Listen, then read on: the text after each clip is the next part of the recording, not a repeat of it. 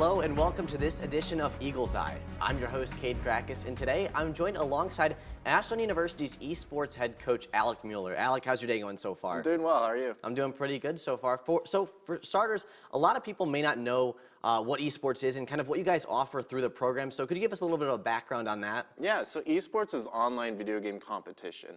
And for our program, we are run under Varsity Athletics, and currently we have 5 varsity teams. We have Overwatch, Super Smash Bros., Hearthstone, CSGO, and Fortnite right now.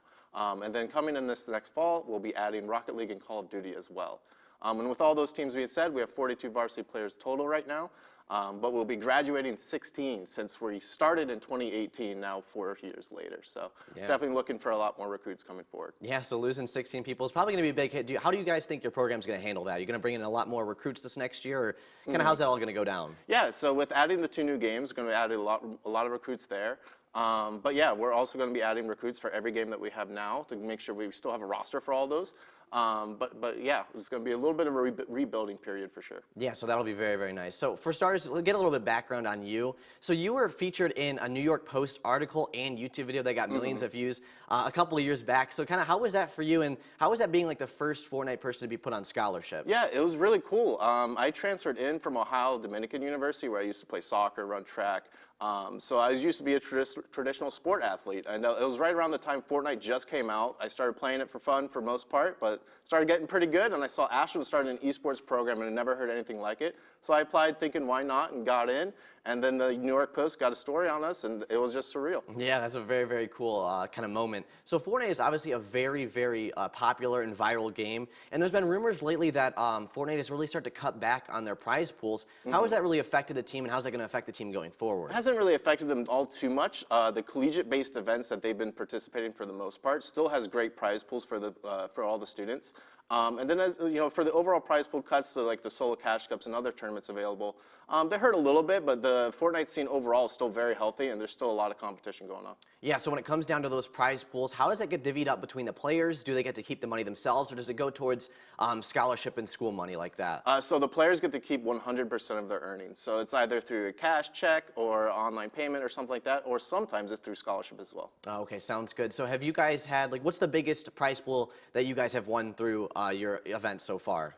So our CSGO team last fall, they finished 2nd place overall in the Face It Collegiate League, and they won 1.2K.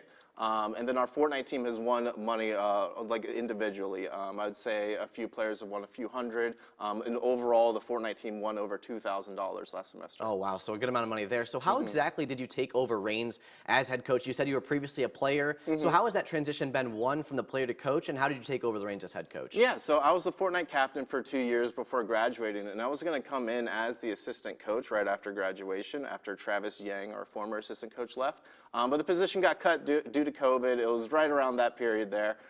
So for about a year, I was doing online coaching and working for COSI and Game Arena in Columbus, and just doing some Fortnite coaching with them and hosting events and whatnot. And then eventually moved into the head coach position after our former coach, Josh Buchanan, left. Yeah, so being a head coach, and esports is kind of a unique kind of coaching position. How do you coach the players, and what is that kind of like? So for the most part, it's directing all the teams, and then making sure that they're practicing and getting ready for competition, and working with a lot of the players individually too, setting goals for them and making sure that they're staying on top of things. Yeah, so managing those scholarships and bringing people in, how do you kind of figure out and scout players to become a part of your program? For most part, a lot of the games have very in-depth in-game ranks. And so you'll be able to know where you stand even on a global leaderboard. So looking at players' ranks, looking at their footage, and then also talking to the players and learning about their mentality and seeing if they are willing to improve and put in the time. Yeah, makes sense there. So then scholarships, when it comes to giving those to players, how does that all work? And do you give the more scholarship money to those players who are ranked higher in game, or do you kind of give it to like the leadership or hard workers and stuff like that? A little bit of both. It depends on how much responsibilities the players take up within the team and how much help they're willing to offer me as well.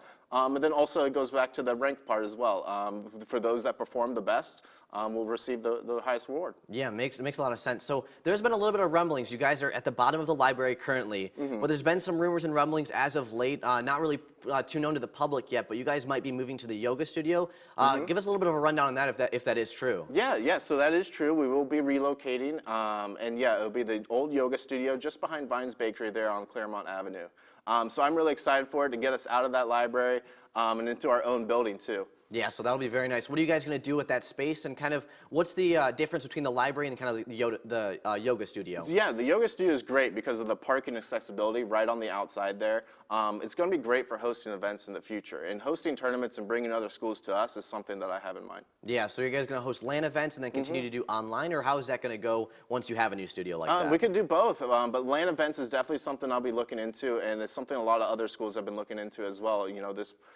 Coming post-COVID and the numbers are going down, hopefully getting back to in-person events. Yeah, so what are your plans? Do you guys plan to put in more computers, more tables? What's that going to be looking like compared to the library? Yeah, so the space is slightly bigger. So right now we have 25 computers total, all high-end. So hopefully we're adding up to 30 computers in the new space to accommodate for our higher size of our program. And then also a production room as well to put on higher quality broadcasts. Yeah, that's going to be very, very nice. So what are some of your future intentions for the program, and what's going to happen to that space at the library? So future intentions is to continue to grow the program, adding more games down the line, and then also making sure that our program is open to players of all skill levels as well, and having teams, because NACE, the league that we primarily compete in, has 3 divisions. They have varsity, JV, and then an open division. So having teams in every division is a goal of mine in the future, and just having the esports program open to Ashland itself, and anyone that's interested in playing is welcome. Yeah, so what's going to happen to that bottom of the library space now? Do you guys have any plans for that? Are you going to keep it, or kind of give it back to the library? So the main reason for the relocation is that Facilities wants to remodel the library. So they want us out of there for the most part. So they're going to be using that space and turn it either into classrooms, study spaces, or something like that. Yeah, so you said that like some of your future intentions are to bring more teams in and stuff like that. In the fall, you said Call of Duty and then one other team that you're bringing in, Rocket League. How do those teams start to form, and is it from students or is it from yourself? Kind of how does that all work? Yeah, and you were probably the primary reason for Call of Duty. You came up to me and you're interested in competing, and there's only 2 or 3 of you at the time, and we needed a team of 4. So you gathered students around campus and got a team together, and we competed in the JV division for NACE and the College COD League as well. And then the same thing for Rocket League there. We just had students on campus that were interested in competing. So we got them together, made a team, and got them in the league. Yeah, so it's very, very exciting. A lot of stuff to unpack. So thank you so much for your time, and good luck on the rest of your season and the upcoming fall season. All right, thank you, and thanks for having me. Yeah, no problem. This has been your newest edition of Eagle's Eye. I hope you all enjoyed, and make sure to go follow us across all of our social medias at AUTV20. I'm Cade Cracas. Thanks for watching.